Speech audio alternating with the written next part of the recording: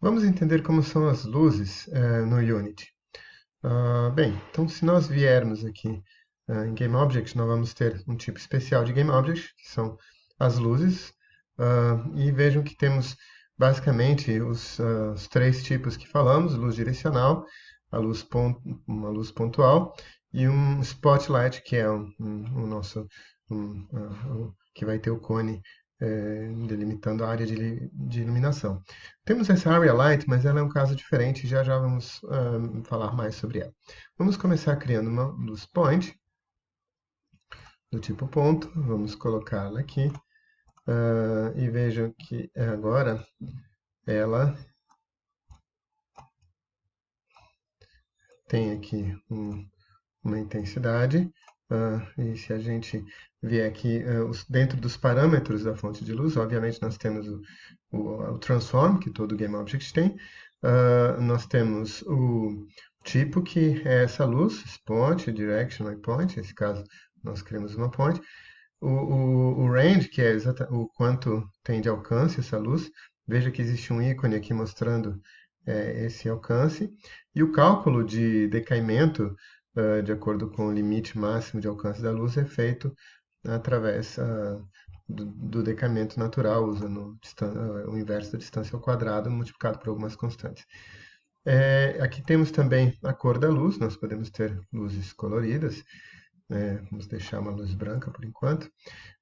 E aqui temos um parâmetro bem importante, chamado o modo que essa luz vai ser calculada. Se essa é uma luz real-time, significa que é uma luz que vai ser computada frame a frame no rendering, ou seja, dentro do pipeline gráfico, essa fonte de luz vai ser usada para fazer todo o cálculo de FONG, como a gente já mencionou, ou o cálculo de modelos de iluminação que a gente estiver usando. Se essa luz for baked, essa luz só vai ser utilizada pelo pré-processamento de iluminação. Então, nós vamos calcular, pré-computar essa iluminação, deixar armazenado no Light Maps, e depois essa luz não será mais usada. E nós podemos ter uma luz mixed, que vai ser calculada em tempo real, mas também vai permitir que a gente crie uma pré-computação dessa luz. Outro atributo importante sobre a luz são as sombras. As sombras são um capítulo à parte dentro da computação gráfica. Não é tão trivial assim calcular sombras, na verdade.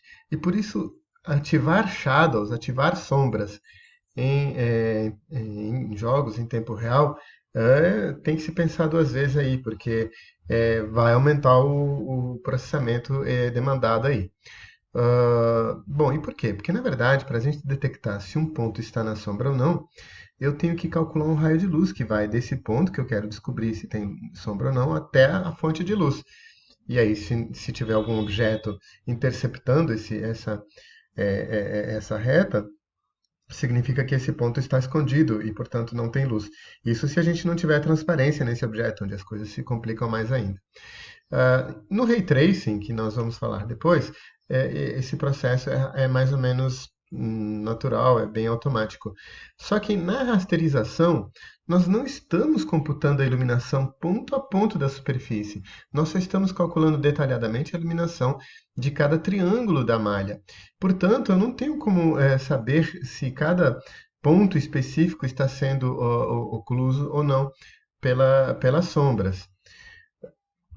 Bem, e como eu já falei, na rasterização a gente usa truques para tudo praticamente, e não vai ser diferente para fazer a computação das sombras.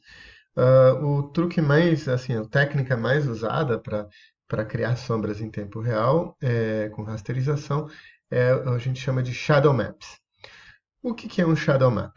Simplificadamente, um Shadow Map vai ser uma imagem que nós vamos renderizar a partir da fonte de luz. É como se a minha luz fosse a câmera. Nós vamos gerar uma imagem e depois esta imagem renderizada, que ela não precisa ter cor, ela basicamente é uma imagem que vai calcular a visibilidade, vai ser usada como um mapa, que nós vamos projetar, que nós vamos fazer uma projeção na etapa de visualização e fazer uma consulta se um determinado pixel está marcado ou não pelo Shadow Map. E se estiver marcado pelo Shadow Map como ocluso, então é porque não tem luz ali. Por isso a gente chama de Shadow Map, é um mapa de sombras, é um mapa de onde tem sombras na minha cena. O Shadow Map é bastante eficiente, é muito usado, a gente não precisa renderizar o Shadow Map com a mesma resolução que eu estou renderizando minha cena, mas ele traz um custo, porque significa que agora eu tenho uma imagem a mais para ser processada, que é essa imagem aqui do ponto de vista da fonte. Outro conceito importante quando a gente fala de sombras é o que a gente chama de soft shadows ou hard shadows. Vejam essas duas imagens e observem que há uma diferença bem substancial entre a sombra de um e outro. O primeiro é uma hard shadow, nós temos uma sombra, entre aspas, dura, no sentido que nós temos uma transição instantânea da área de sombra para não sombra. Enquanto que no soft shadow nós temos uma área chamada de penumbra, que é uma transição suave da área de sombra para não sombra. Por que que acontece o fenômeno de hard shadow? Na verdade, no mundo real, nós temos um mundo predominantemente com soft shadows. O hard shadow acontece quando a gente está representando a fonte de luz como um ponto que não tem tamanho. Então, o que que acontece? Ou chegam raios de luz, ou não chegam raios de luz daquele ponto. Ou esse ponto é visível, ou ele não é visível, já que ele não tem tamanho. Então, não tem opção. A gente não tem como ter uma transição suave. As soft shadows acontecem porque, na verdade, no mundo real, as fontes de luz elas têm tamanho. E na medida que a gente vai se escondendo dessa luz, a gente vai vendo parcialmente a luz, vai escondendo dela, um pedaço, até que de repente ela sumiu por completo. Mas então há uma transição suave de sombra para não sombra, porque na verdade aos pouquinhos nós vamos deixando de ver a fonte de luz. Como pode se imaginar, a soft shadow ela é muito mais complexa de se calcular, porque significa que nós vamos ter que criar uma luz com tamanho, um area light, e uma luz com área, e isso vai interferir, obviamente, no rendering, porque nós vamos, matematicamente, não temos como tratar a fonte de luz como um objeto espacial, e nós temos que fazer, então, uma amostragem de pontos que emitem luz para aquela fonte de luz. Então, para uma fonte de luz com soft shadows, normalmente nós vamos ter várias fontes de luz subdivididas em fontezinhas pequenininhas dentro de uma determinada distribuição espacial e, portanto, ocupando um volume ou uma área. Por isso nós chamamos de area light, luzes que têm tamanho, que ocupam espaço e que têm tamanho e que, portanto, vão produzir o efeito de soft shadows.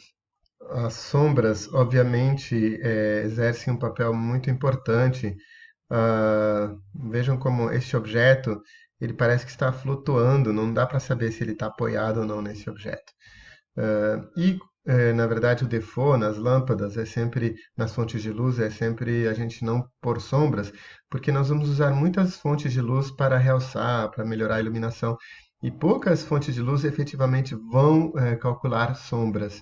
Isso por causa do tempo que o calcular sombras demanda. Vamos colocar hard shadows. E no momento que a gente coloca hard shadows, aparecem aqui algumas características e a gente pode também optar como soft shadow. O soft shadow tem algumas limitações para que ela funcione direitinho. A gente precisa dizer que vai ser baked, que vai ser pré-processada. Vamos mudar aqui, por exemplo, para a luz direcional.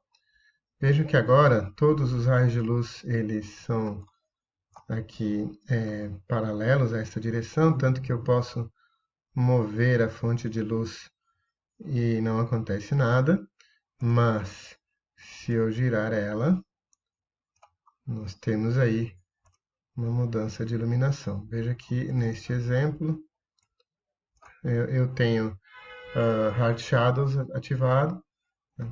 E como nós estamos trabalhando com Light Maps, aqui a gente vai dizer qual é a resolução do Light Map, portanto, pode ter uma resolução baixa da imagem sendo gerada, uma resolução média, uma resolução mais alta.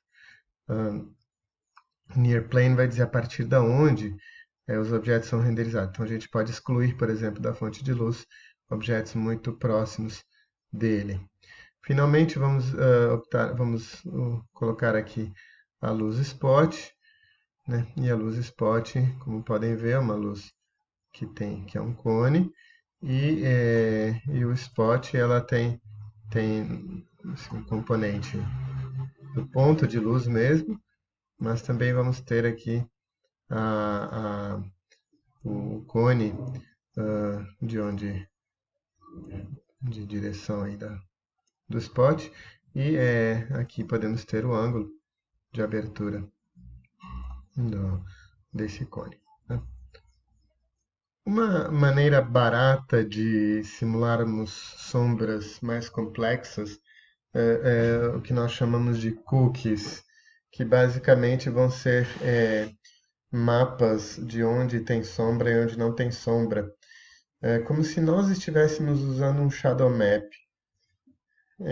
Vejam aqui neste exemplo, assim, eu nitidamente tenho uma persiana aqui por trás, mas poderia me causar bastante complexidade aí de cálculo, ter uma geometria, essa geometria fazer uma oclusão aqui desse jeito para sombras e tudo mais.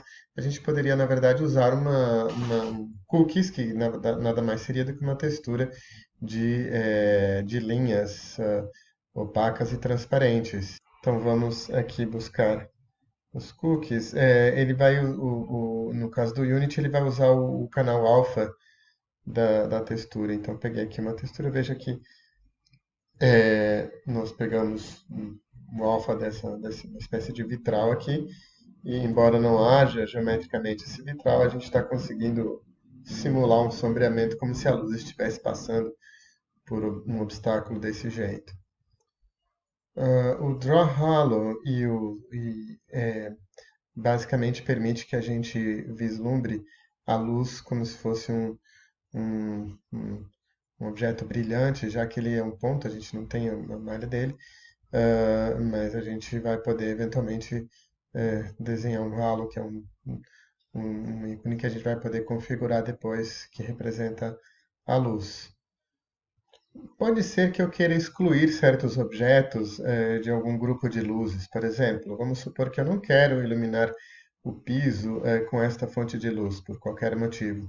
Isso pode ser relevante quando a gente tem cenas muito grandes e uma determinada luz só é importante, por exemplo, para uma determinada região e os objetos próximos aí que estão ao redor dele. Então, a gente pode vir aqui e vamos selecionar este plano e dizer que ele está na layer, por exemplo, Ignore Raycast.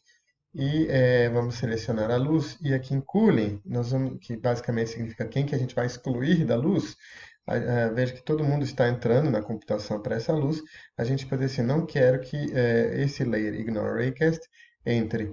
E veja que agora o piso não está mais sendo iluminado por essa fonte de luz. Aliás, essa cor que nós estamos vendo aqui, um pouco escura, ela se deve à iluminação ambiente. Veja que não há gradatividades, porque na verdade a luz ambiente aqui ela está sendo computada em tempo real sem nenhum tipo de iluminação global sofisticada, então é uma luz constante vinda de todas as direções, portanto é um valor constante que está sendo multiplicado pela cor de cada pixel.